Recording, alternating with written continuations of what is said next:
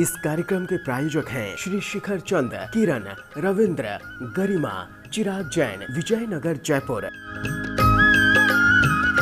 श्री अशोक कुमार, रतनलाल जैन, नूतन, Gautam, Prachi, Aditya, doctor सलोनी निरंजन, अरहन, आराध्य Mehta, 49 Balchand terrace, Tardeo road, Mumbai.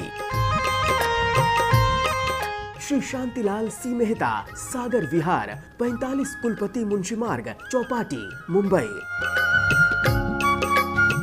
Shrimati Pushpa Jain, Shrimati कुसुम जैन, श्रीमती संतोष जैन, शिल्पा जैन, श्री अश्विनी जैन, कबाड़ी बाजार, सराफा, सहारनपुर, उत्तर प्रदेश।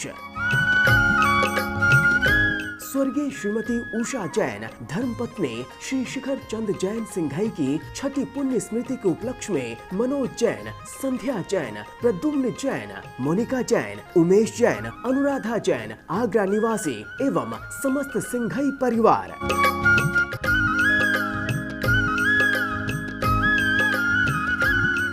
जय जिनेन्द्र, तीन भुवन में सार, वीतराग विज्ञानता, शिव स्वरूप सेवकार, नमहु त्रियोग संहारिके। पंच परमेष्ठी भगवान की जय। संत शिरोमणि आचार्य विद्यासागर जी महाराज की जय। पिछले में पाठशाला में कहाँ तक बात हो गई थी कि एक सम्यक ज्ञान ही ऐसा है जो विषयों की इच्छाओं से हमारी रक्षा कर सकता है। अब आगे छह ढालाकार कह रहे हैं और हमको क्या करना चाहिए ताकि हम कल्याण के मार्ग में लग जाएं। हर छंद बहुत सुंदर है, याद करने और गुनगुनाने लायक है। आइए। पुण्य पाप फल माही, हरस बिलखो मत भाई। पुण्य पाप फल माही, हरक बिलखो मत भाई। यह पुद्गल पर जाय, उपज बिन से फिर थाई। यह पुद्गल पर जाय, उपज बिन से फिर थाई। लाख बात की बात यह निश्चय और लाओ। लाख बात की बात यह निश्चय और लाओ। तोरी सकल जगदंद फंद निज आत्म ध्याओ। तोरी सकल जगदंद फंद निज आत्म ध्याओ। तो हमको क्या करना चाहिए बता रहे हैं। पुण्य और पाप के फल में कभी हमें पुण्य का फल मिलता है, कभी हमें पाप का मिलता है। दोनों पाप के फलों में जब पुण्य का फल मिलता है, शरीर अच्छा, आमदनी अच्छी, मकान अच्छा, गाड़ी बंगला घोड़ा सब अच्छा मिल जाता है। और जब पाप का फल होता है, सब चीज़ें धीरे धीरे करके सब समाप्त हो जाती हैं। आदमी कैसा हो जाता है? बिल्कुल बेसहारा हो जाता है। लेकिन ज्ञानी को पुण्य और पाप का फल कुछ भी अच्छा बुरा नहीं, एक सा लगता है। देखिए, पुण्य और पाप के फल में हे भाई, हरख माने हर्ष और बिलख माने बिलखना माने द्वेष मत करो। मुझे पुण्य का फल मिलता रहे, मुझे पाप का फल न मिले, नहीं, बिल्कुल ऐसा मत करो। फिर देखें, पुण्य और पाप के फल में हे भाई, हे ज्ञानी, हर्ष और द्वेष माने विषाद मत करो। क्यों नहीं करो? यह तो पुद्गल की पर्याय है। बीमारी हो गई, कभी बीमारी होती है, कभी ठीक हो जाती है। असाता वेदनी का उदय हुआ, बीमारी हो गई। असाता वेदनी का उदय समाप्त हुआ, ठीक हो गई। फिर दोबारा हो गई, फिर ठीक हो गई। ये तो होता रहता है। यह तो पुद्गल की पर्याय है। उपज उत्पन्न होती है, बिन से नष्ट होती है, और फिर थाई फिर पैदा हो जाती है। बड़े बड़े नेताओं को आप देखें, प्राइम मिनिस्टर, चीफ मिनिस्टर हैं, पद पे रहते हैं, अगले चुनाव में हार के नीचे आ जाते हैं, अगले चुनाव में फिर ऊपर पहुंच जाते हैं। लेकिन ये चलता ही रहता है, संसार की लीला है, ये तो कर्मों का फल है, इसलिए हर्ष विषाद का काम नहीं। यह पुद्गल पर्याय, यह तो पुद्गल की पर्याय है।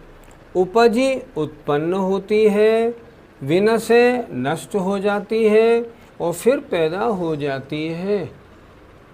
तो क्या करना चाहिए फिर ये करो, लाख बात की बात यह,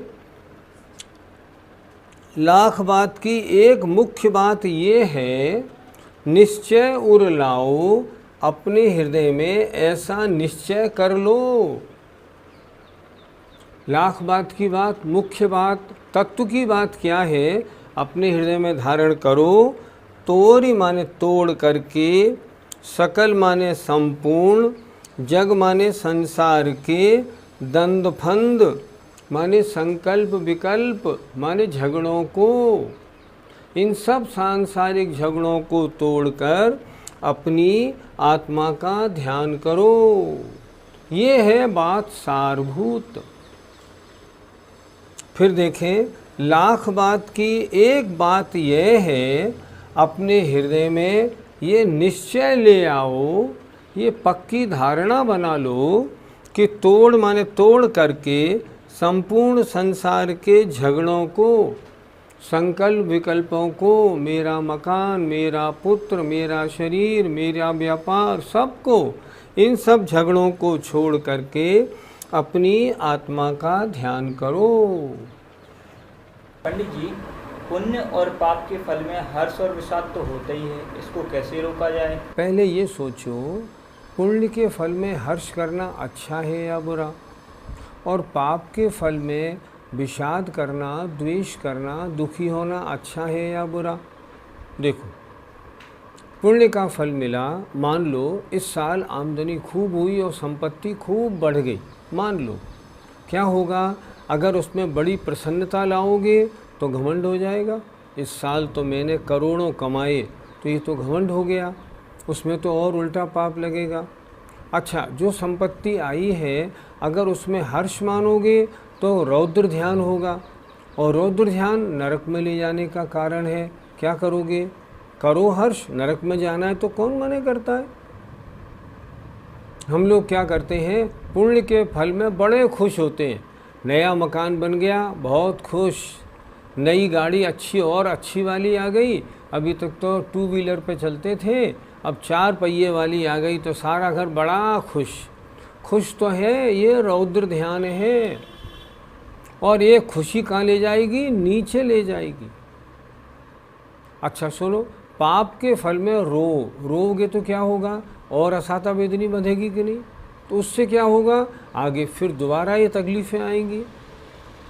कैसे करें? एक बार आचार्य श्री को जब अमरकंटक के आसपास थे, हार्पीस हो गया था।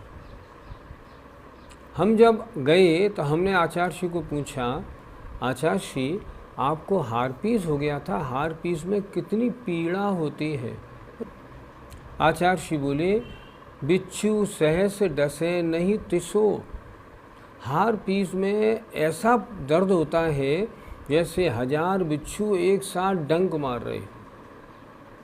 हमने आचार्य श्री को बोला, आचार्य श्री जब इतनी पीड़ा थी फिर भी आप क्लास लेते थे, प्रवचन करने मंच पे जाते थे, आपको नहीं जाना चाहिए था। तो आचार्य श्री बोले, तो क्या करते? क्या उसी याद में बैठे रहते? तो क्या होता? और पाप का बंध होता। ये शरीर में होने वाली दशा है, ये बीमारी होती रहती है, ठीक होती रहती है। कर्म के तीव्र उदय में बीमारी होती है, और जब कर्म का उदय हल्का पड़ जाए तो बीमारी ठंडी हो जाती है। हमें अपना काम करना, शरीर को, कर्मों को अपना काम करना, हम उसमें दुखी थोड़ी होंगे। बिल्कुल ठीक कहा। यहाँ भी तो यही कह रहे हैं, पुण्य और पाप के फल में हर्ष विषाद मत करो। अगर हर्ष विषाद करोगे तो हर्ष भी बहुत खराब और विषाद भी बहुत खराब। तो क्या करें? समता भाव रखो। समता भाव कैसे रखें? ये तो पुद्गल की पर्याय है। आज उत्पन्न हो रही है, कल नष्ट होगी, परसों उत्पन्न फिर हो जाएगी। आज बुखार 5 था, 2 दिन ठीक रहा, अगले दिन फिर 5 बुखार हो गया। चलता है, तो संसार है। कर्म के उदय के अनुसार सारे परिणाम दिखाई पड़ते हैं, लेकिन ज्ञानी इसमें हर्ष विषाद नहीं करता। उसी को तो ज्ञानी कहते हैं। पंडित जी, क्या ऐसा चिंतन गृहस्थावस्था में बन सकता है? हम मानते हैं, और आचार्यों ने भी लिखा है कि गृहस्थ कभी भी संकल्प विकल्पों से दूर नहीं होता। कम तो कर सकता है लेकिन दूर नहीं हो पाता।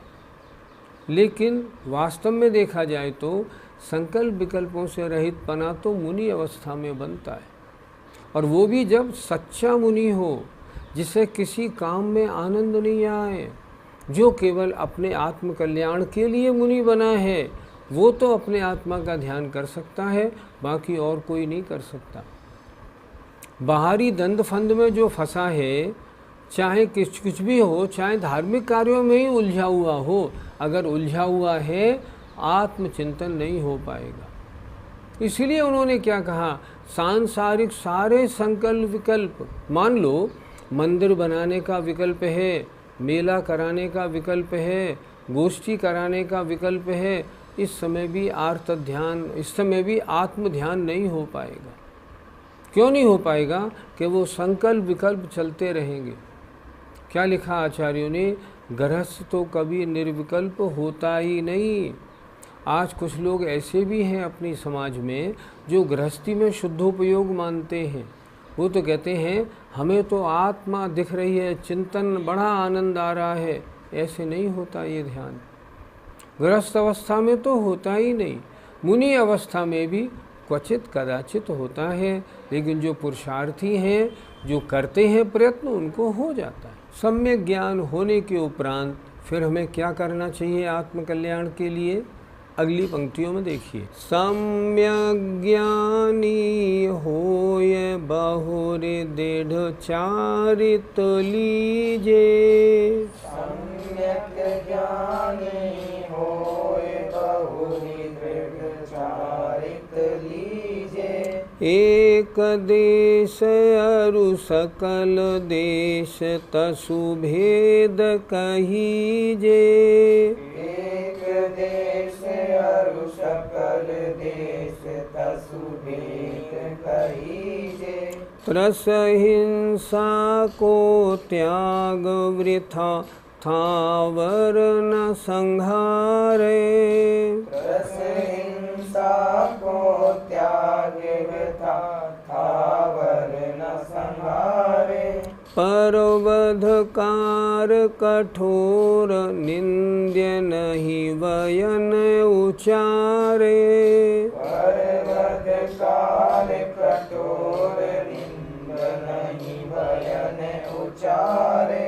आइए देखें जरा, सम्यक ज्ञानी होय, सम्यक ज्ञानी होकर पहले शास्त्रों का स्वाध्याय किया, ज्ञान प्राप्त किया, उसके बाद सम्यक दृष्टि बन गई, श्रद्धान मजबूत हो गया, अब ज्ञान हो गया सम्यक ज्ञान। अब सम्यक ज्ञान, शास्त्रों का ज्ञान हुआ तो मालूम पड़ा अब हमें चारित्र को धारण करना चाहिए। तो यहाँ 6 डाले में यही बात बताई जा रही है। सम्यक ज्ञानी हो करके, बहुर माने पीछे माने फिर, दृढ़, दृढ़ माने मजबूती से अपने मन को पक्का करके जीवन पर्यंत के लिए चारित्र को लेना चाहिए, धारण करना चाहिए। पहले अच्छी तरह सम्यक ज्ञान, सम्यक दृष्टि और सम्यक ज्ञानी हो गया। अब आगे क्या? आगे बढ़ना। अब क्या करना? चारित्र को धारण करो। सम्यक ज्ञानी हो करके, बहुर माने पीछे माने फिर, दृढ़ माने मजबूत। एक बार नियम लेके फिर तोड़ना नहीं है, फिर हिलना नहीं है। दृढ़ माने मजबूती के साथ चारित्र लेना चाहिए। कितने प्रकार का है चारित्र? एक देश और सकल देश। मतलब एक देश माने श्रावक का, सकल देश माने मुनि का। एक देश माने स्थूल और सकल देश माने संपूर्ण। एक देश चारित्र और सकल देश चारित्र, तसु माने उस चारित्र के भेद कहे गए हैं।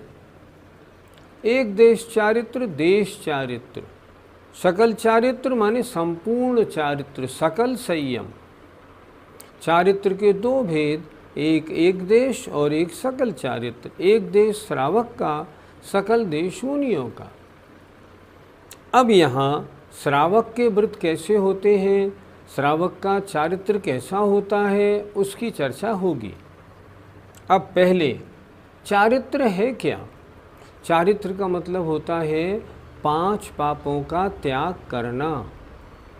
अगर 5 पापों का स्थूल त्याग किया है मोटे मोटे रूप में तो एक देश चारित्र।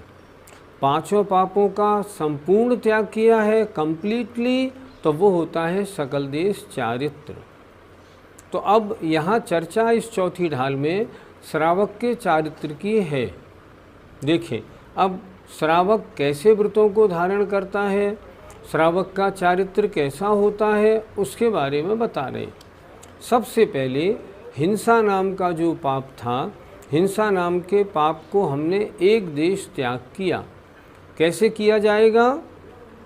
त्रस हिंसा को त्याग, त्रस जीवों की हिंसा का तो त्याग कर दे कि मैं त्रस जीवों की हिंसा नहीं करूँगा। और वृथा माने व्यर्थ में स्थावर जीवों को भी न संहारे, घात ना करे। एक होते हैं अणुव्रत, एक होते हैं महाव्रत। अहिंसाणुव्रत की परिभाषा क्या बता रहे हैं? त्रसजीवों की हिंसा का तो त्याग कर दे। मैं जीवन पर्यंत के लिए त्रसजीवों की हिंसा का त्याग करता हूँ। और वृथा माने व्यर्थ में स्थावर जीवों का घात भी ना करे। ये क्या हुआ? अहिंसाणुव्रत। अहिंसाणुव्रत किसे कहते हैं? त्रसजीवों की हिंसा का त्याग कर देना जीवन पर्यंत के लिए, और स्थावर जीवों की हिंसा भी जितनी कम हो उतनी कम करना, अहिंसाणुव्रत। अब आया सत्याणुव्रत। झूठ नाम का पाप था, उसको एक देश हमने त्याग किया तो सत्याणुव्रत हुआ। पर वधकार, पर माने दूसरे को, वधकार माने दुख करने वाले, कठोर, और निंद माने निंदनीय, वयन माने वचनों को नहीं कहना। सत्याणुव्रत, सत्याणुव्रत माने झूठ बोलने का एक देश त्याग। देखिए माने दूसरे को, बदकार माने दुख देने वाले, कठोर और निंदनीय वचन नहीं कहना। ये क्या हुआ? ये हुआ सत्याणुव्रत। इसमें श्रावक के 2 व्रतों का वर्णन हुआ, अहिंसाणुव्रत और सत्याणुव्रत। पंडित जी, सम्यक ज्ञान होने के बाद ही सम्यक चरित्र को धारण करें, ऐसा क्यों जरूरी है? तो क्या सम्यक चारित्र बिना सम्यक ज्ञान के धारण कर ले? जब तक आपको भली प्रकार ज्ञान ही नहीं हुआ, निज पर का भेदी विज्ञान नहीं हुआ, तो आप चारित्र धारण कैसे कर लेंगे? इसलिए पहले ज्ञान, फिर सम्यक दर्शन और सम्यक ज्ञान। जब आपको भली प्रकार सम्यक दर्शन, सम्यक ज्ञान हो गया, आपका शास्त्रों पर विश्वास जम गया, तो शास्त्रों के अनुसार फिर आचरण करोगे, तब तो चारित्रवान बनोगे। इसलिए पहले ज्ञान फिर आचरण। अगर आचरण पहले ले लिया और ज्ञान नहीं हुआ तो आचरण नहीं हो पाएगा। बहुत सोच समझ के अपने को चारित्र धारण करना चाहिए। इसीलिए यहाँ लिखा, पहले सम्यक ज्ञानी बनो, फिर चारित्र को धारण करो। या तो श्रावक बन जाओ या मुनि बन जाओ। पंडित जी, श्रावक को अहिंसाणुव्रत ग्रहण करने में किन बातों का ध्यान रखना चाहिए? आचार्यों ने हिंसा 4 प्रकार की बताई है। पहली संकल्पी हिंसा, जानबूझकर जीवों को मारना, जैसे शिकार खेलना, जैसे अगर घर के पलंग में खटमल पड़ जाए तो जान करके दवाई डाल के उनको मारना। कॉकरोच हो जाए तो कॉकरोच को दवाई डाल के मारना, ये संकल्पी हिंसा है। श्रावक संकल्प जो पहले अहिंसाणु व्रत लेगा, संकल्पी हिंसा कभी नहीं करेगा, इसका त्यागी। दूसरी होती है आरंभी हिंसा।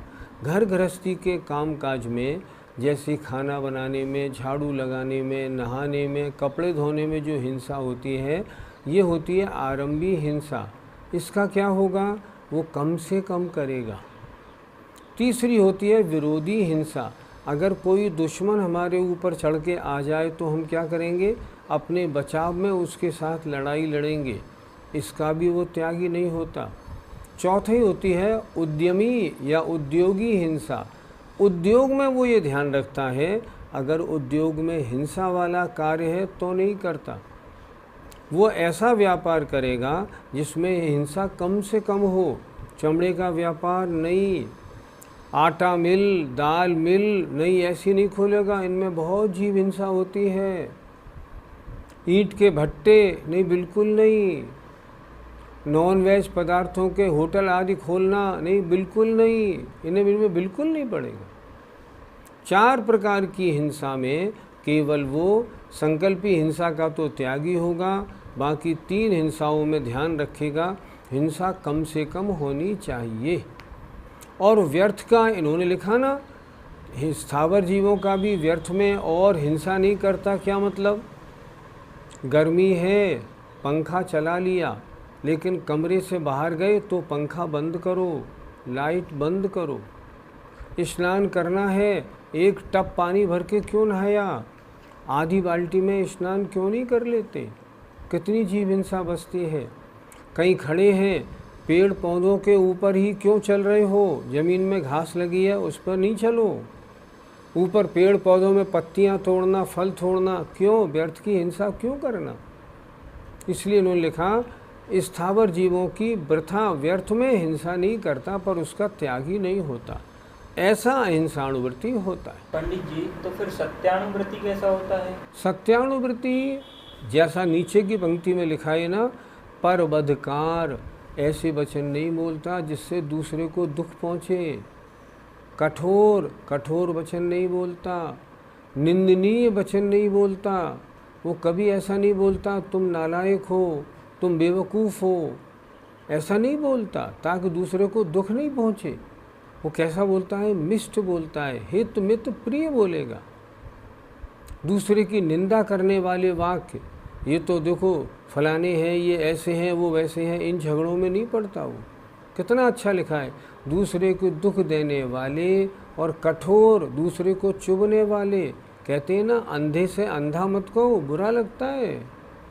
और निंद माने निंदनीय ऐसे वचन नहीं कहता, हर एक के साथ प्रिय बोलता है। और सफ़ेद झूठ नहीं बोलता, ऐसा व्यापार नहीं करता इसमें झूठ बहुत बोलना पड़े। बहुत से वकील ऐसे होते हैं जिन्हें झूठे केस लेने में बड़ा आनंद आता है। नहीं, वो ऐसे केस कभी नहीं लेता। मान लो वकालत का पेशा करता है ना, तो ऐसे केस लेता है जो सच और ईमानदारी वाले हो। वो झूठ बोलने से दूर ही रहना चाहता है। इस तरह आज क्या हुआ, सम्यक ज्ञानी होने के बाद अब सम्यक चारित्र की बात प्रारंभ हो गई। पहले बताया अहिंसाणुव्रत, दूसरा बताया सत्याणुव्रत। हिंसा नाम के पाप को एक देश कैसे त्याग करे और झूठ नाम के पाप को एक देश कैसे त्याग करे। हम और आप सुनने वाले लोगों से मेरा निवेदन, क्या ये चर्चाएं आपके मतलब की नहीं हैं? बोलिए। नहीं, हमारे मतलब की है। क्या मतलब की है? हमने व्रत थोड़ी लिए। आप ये बोलेंगे व्रत लेंगे तब सोचेंगे, नहीं, व्रत नहीं लिए हैं तो भी इनसे बचते रहना चाहिए। अगर व्रत नहीं लिए हैं तो भी संकल्पी हिंसा नहीं करनी। घरेलू हिंसा में भी कम से कम करना। कमरे से बाहर गए हो तो एसी तो बंद कर दो, नल तो चला हुआ मत छोड़ो, इससे जीवों की हिंसा नहीं हो। अनावश्यक हिंसा क्यों हो? हम मीठे वचन क्यों न बोलें? बेशक हम व्रती नहीं हो, फिर भी हमारा कर्तव्य होता है हम अच्छे वचन बोलें, अब छेड़हाली में अपने जीवन में कुछ बदलाव लाने की चर्चाएं हैं। हमारा श्रोताओं से नम्र निवेदन है, एक एक बात को ध्यान से सुने, जीवन में उतारें और जितना अच्छा बन सके उतना बने। जिनवाणी माँ कैसी है, आपके हित की बात करती है। जितना आप इसकी सुनोगे उतना आपका कल्याण होगा। जय जिनेंद्र। इस कार्यक्रम के प्रायोजक हैं श्री शिखर चंद, किरण, रविंद्र, गरिमा, चिराग जैन, विजयनगर, जयपुर। श्री अशोक कुमार, रतनलाल जैन, नूतन, गौतम, प्राची, आदित्य, डॉक्टर सलोनी निरंजन, अरहन, आराध्य मेहता, 49 बालचंद टेरस, तारदेव रोड, मुंबई। श्री शांतिलाल सी मेहता, सागर विहार, 45 कुलपति मुंशी मार्ग, चौपाटी, मुंबई। श्रीमती पुष्पा जैन, श्रीमती कुसुम जैन, श्रीमती संतोष जैन, शिल्पा जैन, श्री अश्विनी जैन, कबाड़ी बाजार, सराफा, सहारनपुर, उत्तर प्रदेश। स्वर्गीय श्रीमती उषा जैन, धर्मपत्नी श्री शिखर चंद जैन सिंघाई की 6ठी पुण्य स्मृति के उपलक्ष्य में मनोज जैन, संध्या जैन, प्रद्युम्न जैन, मोनिका जैन, उमेश जैन, अनुराधा जैन, आगरा निवासी एवं समस्त सिंघाई परिवार।